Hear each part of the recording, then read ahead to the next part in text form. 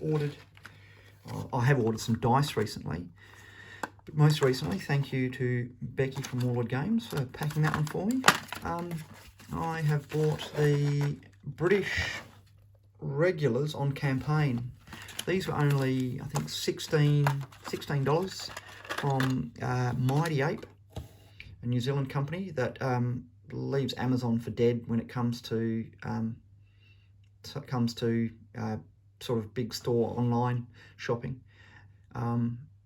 Amazon can't compete, and eBay can't compete. What I really love about Mighty Ape is that when you're searching for something, it's actually quite logical. You click on games, I think you click on Wargames, and they actually break it down into eras and scales. Whereas if you ever tried doing that on eBay, especially Australian eBay and even Amazon, it's impossible to find what you want.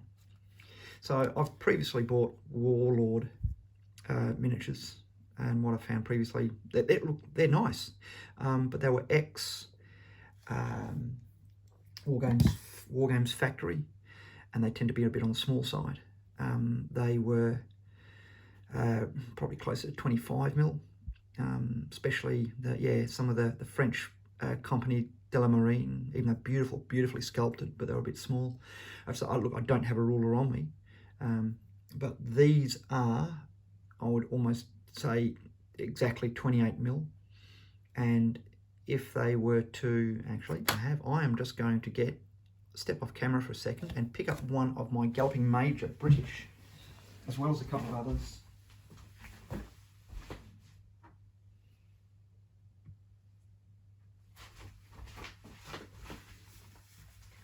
And I'm back. So yeah, here's one of my Galloping Major, and if I put him alongside where his base would be, as you can see, not too bad. Galloping Major, still a little bit larger. Now Galloping Major, I love them as a miniature. They're very big. When I say very big, they're actually 28mm. Bottom of the foot to the eye, exactly 28mm. These, yeah, look, you're probably losing a couple of mil, maybe. No, it could be 26, 27. But Galloping Major are true 28, but so many other manufacturers don't produce true 28. They do more of this size. Most of my North Star figures and my others, here's the company de la Marine, more close. As you can see, yeah, they're probably more closely aligned, I guess, to those guys. So maybe slightly on the smaller side, but really well sculpted. I like these. I'm going to put them on round bases and going to be using, even though I've got 8 of them, I'm going to be using more of a skirmishes, light infantry skirmishes. That's it. So that's what I've bought so far. In the last couple of weeks, or probably about the last month, I've done a little bit of buying. I can go months without buying anything, and I try not to build up too much. I don't have a huge stack of unpainted stuff, although I do have some Fallschirmjäger, basically an entire 1,000-point force waiting to be painted. These will probably get done first because I've been playing a lot more French Indian War than I have World War II at the moment. John and I do sharp practice. We also do chain of command. Neither of us have really delved into bolt action. We may give it a go because it's a little bit more popular in this area, but I like the uncertainty of two fat lardies games where you're not sure if you're going to be able to do everything you need to in your turn.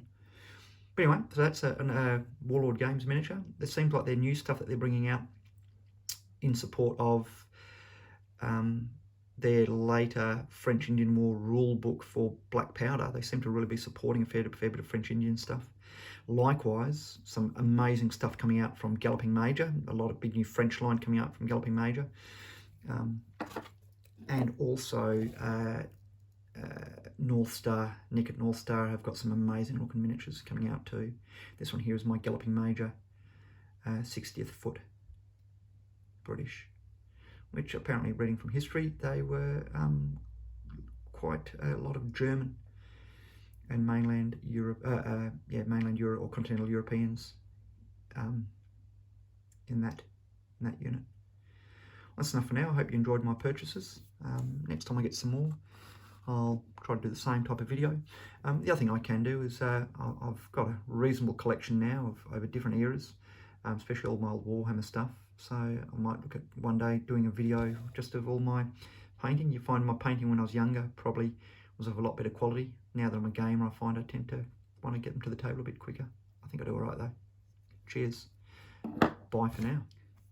Hello again, folks. Just a quick follow-up to that last video where I was showing you all I got on my when I bought that entire package of Force on Force. I actually forgot 2 books I also got as part of the package, and that was Black Ops, Osprey Games, Tactical Espionage Wargaming. I've heard it's really good for a fast game. I think it, from what I heard, relies more on the individual figure having attributes, so I may look at getting into that at one point. And the other one I got, I hadn't heard about it, but I mean, I may look at it, Skirmish Warfare in the Modern World. Quite a thin book. Wars of Insurgency. Sort of seems to be written reasonably sort of the older style print, a bit cheaper, black and white photographs. Haven't had a good look through. I want to focus on Force on Force, and then if that doesn't suit, then I may obviously look at trolling this one. So I also got those two books in the package. Now, one other thing I just want to talk about. In that last video, you probably heard me accidentally hit my knee against my tray of miniatures and send them scattering. Had a look at a few of the ones that, not all of them fell, a few of them fell off. Just one thing I've noticed when I bought these 20 mils, I've noticed a few had dents, little bits of paint missing. You're probably going to be hard to see that, but there is paint missing off just 1 or 2 or maybe even a few of the miniatures. And I can see that the paint, when the paint comes off, it appears to be white metal underneath. You know, you can see the shine of the white metal if you look carefully. That would indicate to me that, possibly that they weren't primed, they weren't undercoated prior to being painted. And I know there are people, as surprising as it was for me, I know there are people out there who paint straight onto white metal. And I think maybe it's possible that that's what's happened with these. So that sound you heard, they were falling out of a plastic tray about 30 centimetres off the ground, landing on carpet. A few of them hit a cardboard box. It's possible that was caused by that. In comparison, I've had a really clumsy day. This not so attractive lady is part of the last of the Mohicans. I just bought them to add a few extra Indians, and these 2 came along so they could be sort of work in as town residents. Now, when I paint my miniatures, I use a metal or a primer suited to metal. I think this one was, I get them a lot I change them all over from my local hardware store. I think this was like what they call a super etch or primer etch or something like that, designed for metal. I've heard that it does cover up detail. I've never had a problem with them covering up detail to the level that I require anyway. This one fell from about half a metre, or maybe, yeah, probably about half a metre. It was on a chair. Unfortunately, where we normally play, there's normally a lot of room for us to not only have our table, but put our books and our miniatures before they come on the table. There was an X-Wing tournament on today, so John and I were restricted to one table and balancing a lot of our stuff on chairs. Now, these aren't flat chairs. They actually slope, their seat slopes backwards. And I had my tray of miniatures on the table, on the chair, and a slight knock of the chair, and the whole tray slid off the chair onto the floor. Every miniature ended up on the floor. I picked them up, put them back in. This lady here, I show her because she obviously did have an impact, because she had broken off her base. However, as you can see, no damage to the paint.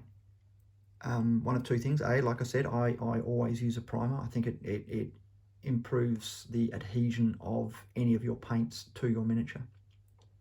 Secondly, and this is far more later in my painting career, I started using an oil-based varnish, and I use the Armoured Painter dip. I put on with a brush, only because it speeds up my painting to suit the purpose of wargaming for me. I'm not a show painter. Once that oil-based varnish hardens, it sets with a really good coat, and then I go over the top with Tester's dull coat. But as a result, so not only have I got the primer adhering the paint, but then that oil-based varnish over the top binds the paint in place. So if you are ever, well, like me, I really, they don't get thrown around regularly, but I do use them for wargaming, so I'm carting them up in the car, and sometimes they'll come off their magnetic base, and they might slide around a little bit, but I've never seen any damage or any paint chipping. Even today, with that fall onto a hard concrete floor, she has fared, arguably, apart from her base, a little bit better than this fella who fell onto a bit of carpet, maybe a bit of plastic or cardboard. Difference, he's 15 mil, she's meant to be 28, but really, as you can see, I mean, she's closer to 20 mil. Again, it's part of one of the old Wargames factory that Warlord remarketed as their own. Anyway, so that's it. So remember, if you can, whenever you're doing, whether it's, I would suggest whether it's metal or plastic, always, if it's plastic, also make sure you wash them to get that mold release off. A lot of times, apparently you don't need it now, but I do it just in case. Use a primer suited to that material. And then also, if you can, if you are a war gamer and you just want to look after that paint, you don't want to have to be painting them again every year, try to get some type of good oil-based varnish on there. And if you're worried about the gloss, then go over with a dull coat. Can't go wrong. Yeah, just in case, like me, I look after my minis, but today, unfortunately, they fell to the floor. About 5 were broken off their bases. Cheers. See you next time.